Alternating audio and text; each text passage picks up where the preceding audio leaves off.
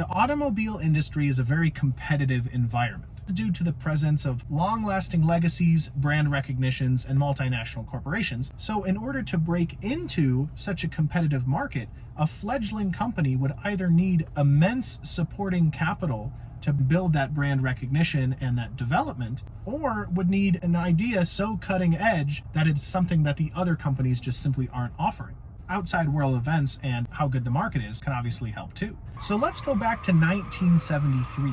The American economy is great, and Americans are cruising around in their muscle cars with V8 engines zooming around the American streets. But this would all be shattered in October of 1973 when a very complex event would take place. So starting on October 6th, the first day of the holiday of Yom Kippur, a very holy and important time for those of the Jewish faith, a coalition of Arab countries led by Egypt would launch a surprise attack on Israeli soil. This would be the start of what is now called the Yom Kippur War, and it would take place up until October 25th. Several allies of Israel would aid support in one way or another, including Canada, the United States, and a few other countries. Now, the Organization of Arab Petroleum Exporting Countries, also known as OPEC, would take it very negatively that foreign countries were supporting what was their enemy at the time, the country of Israel. So, an oil embargo would take place against countries like the United States, the United Kingdom, Canada,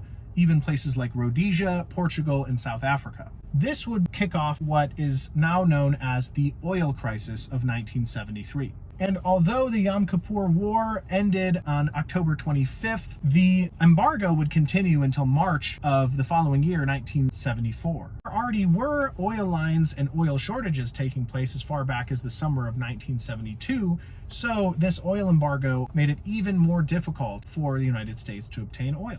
Americans began frantically looking for alternatives to their gas-guzzling V8 muscle cars. Enter Geraldine Elizabeth Carmichael, known as Liz. She was going to help solve this oil nightmare by offering an extremely fuel-efficient vehicle without sacrificing safety and without sacrificing overwhelming performance features. So she incorporated her company, the 20th Century Motor Car Corporation, in Nevada, 1974. Liz was a force to be reckoned with. This 37-year-old woman, daughter of an Indiana farmer, was the widow of a NASA structural engineer, mother of 5, and apparently held degrees in both mechanical engineering and marketing. Not only was she an imposing force to be reckoned with, she was also a physical force to be reckoned with, being 6 feet tall and 200 pounds. She had partnered with Dale Clift, a veteran of the Korean War who had hand-built a car in his garage that he had called the Dale. Clift's Dale prototype was an interesting take on fuel efficiency, focusing on an extremely light vehicle that did not sacrifice safety. It was a 3-wheeled vehicle made mostly of sheet metal and artificial leather.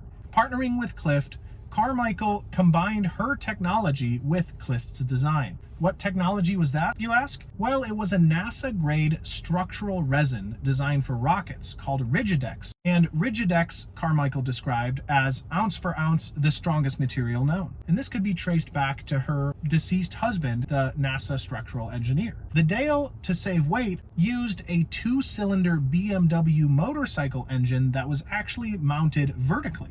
Additionally, instead of using wires, the Dale used a printed circuit dashboard. All of this was said to be offered at a vehicle price of $2,000 in 1974. At the time, $2,000 for a vehicle was the price of the most base model Volkswagen Beetle that there was offered. So as mentioned earlier, the way to minimalize gas consumption actually came back to minimalizing weight. It had a lightweight engine, it only had the 2 seats, only 3 wheels, and that Rigidex lightweight material. The whole vehicle weighed less than 1,000 pounds. And Carmichael described it as capable of driving up to 85 miles an hour and getting 70 miles to the gallon. Wealthy individuals suffering the bite of the oil crisis began investing in Carmichael's company, and before long she raised over $30 million from investors. Further prototyping began to take place in 1974 and in 1975, resulting in 3 prototypes. One of them was fully capable of running. In 1975, one of the non-running prototypes of the Dale would even be debuted at the Los Angeles Auto Show.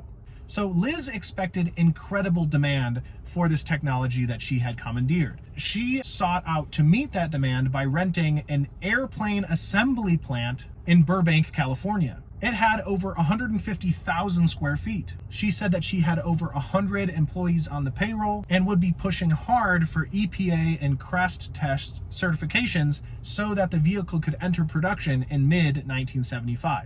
This was an extremely fast time period. Already before production and certification, Liz was already selling public stocks on her company, rights to dealerships, and even taking orders for individual vehicles. But there was something not quite right about the Dale. Design schematics listed the BMW two-cylinder flat engine as being mounted vertically, a design that frankly just doesn't work.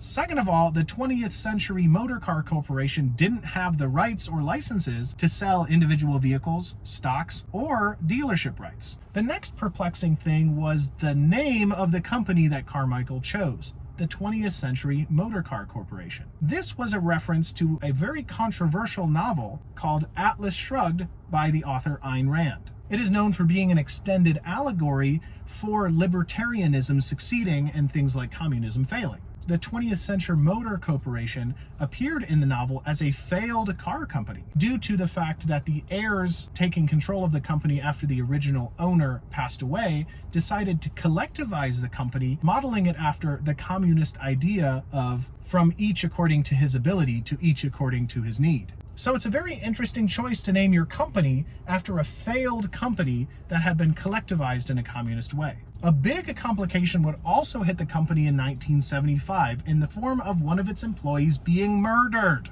Salesman and public relations manager William D. Miller was found deceased in his Encino, California office with 4 bullet wounds in his head.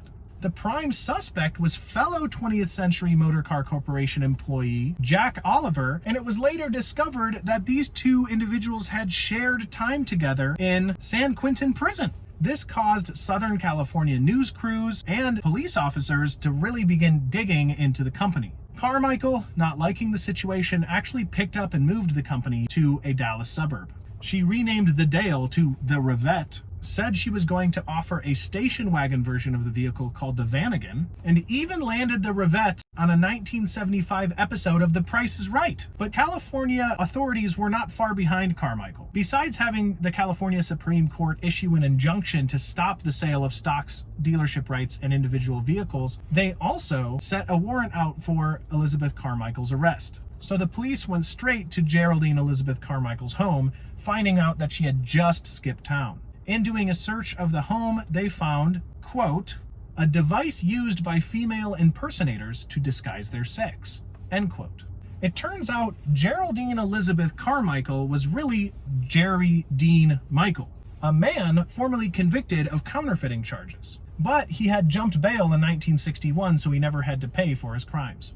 Also, it turned out that the individual that Carmichael used to introduce as her secretary, Vivian Barrett Michael, was actually the mother of the 5 kids that Carmichael had claimed as her own. But this caper isn't over despite that bizarre twist. Carmichael was hunted down and arrested in April of 1975, eventually being convicted of both the counterfeiting and bail jumping charges back from 1961 and all the fraudulent activity surrounding her car company.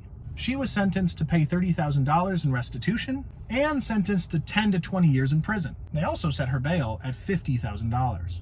Carmichael paid the bail and simply jumped bail, and they were not able to locate her.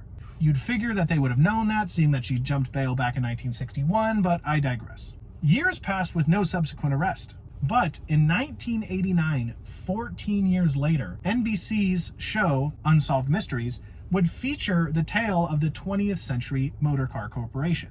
This would lead to Carmichael's discovery, and they found her in Texas calling herself Catherine Elizabeth Johnson. And she was running a successful roadside flower selling company. The town she was discovered in? Dale, Texas. So, Jerry Dean Michael became Geraldine Elizabeth Carmichael, sought to commit fraud by selling cars called the Dale, and ended up being arrested in Dale, Texas. I can't make this stuff up. So Geraldine Elizabeth Carmichael, Jerry Dean Michael, and Catherine Elizabeth Johnson were finally put in prison to serve their prison sentence. But there was one character in this story that has gone unmentioned since the beginning that deserves revisiting.